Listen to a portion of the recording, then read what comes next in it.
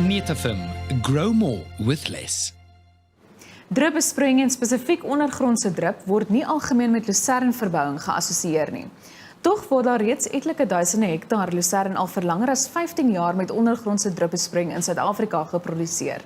Ons gesels met Willem Botha, bemarkingsbestuurder by Netafim. Baie welkom. Baie dankie, Elsa.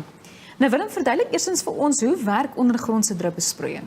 Man, net soos wat die naam sê, ondergrondse drupbesproeiing, is dit basies drupperpyp wat net ondergronds geïnstalleer word.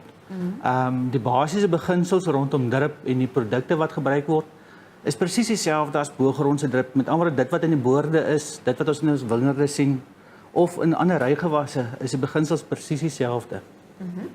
Nou watter voordele bied ondergrondse drupbesproeiing dan nou? Man, daar is 'n hele paar voordele. Die grootste hiervan is 'n definitiewe waterbesparing. Ons het al gesien tot oor die algemeen aanvaar is dat daar met drupbesproeiing ongeveer 30% water bespaar kan word. En dit kan selfs meer wees in die geval afhangende van met watter ander besproeiingsstelsels jy dit vergelyk.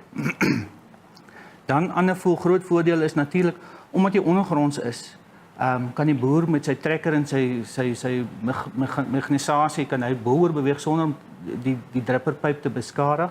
En dan ook kan hy baie vinniger besproei nadat hy gesny en gebaal het. Met ander selfs wanneer die bale op die land lê, kan die boer al reeds begin met besproeiing. Dit het 'n gevolg dat jy vinniger groei kry en dit kan meebring dat jy meer snysels per seisoen kan kry. Is daar spesifikasies wat gevolg moet word met die installering van druplyne? Ja, beslis. Ek dink ons is net effe met al 'n klomp energie al ingesit in die hele beginsel van drupbesproeiing op lucern.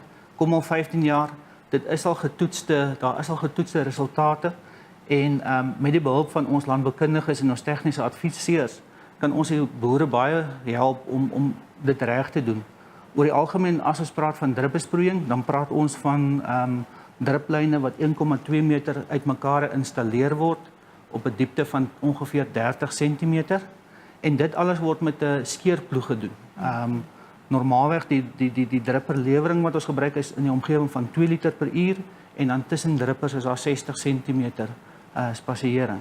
As 'n produsent in hierdie proses wou belê, wat is die kriteria waarop hy moet let? Daar's hoofsaaklik 3 kriteria. Ek dink wat baie belangrik is wanneer jy dit suksesvol wil doen en volhoubaar wil doen. Die eerste is natuurlik jy begin met jou grond.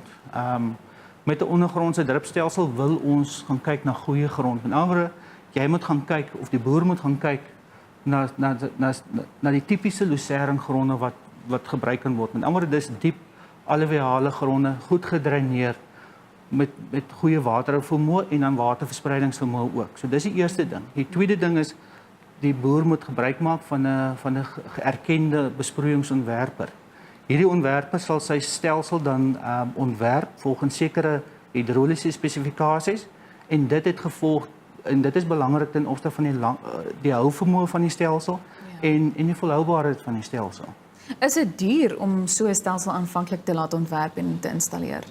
Jong, koste is altyd maar 'n moeilike ding om te meet. Op enige stelsel is daar koste. Jou aanvanklike kapitaalkoste gaan dalk miskien 'n bietjie meer wees omdat jy infrastruktuur moet skep. Alles hang af oor watter infrastruktuur moet geskep word. Goed. Dis dan alwaar vir ons tyd. Baie dankie. So gesels Willem Botha, bemarkingsbestuurder by Netafim.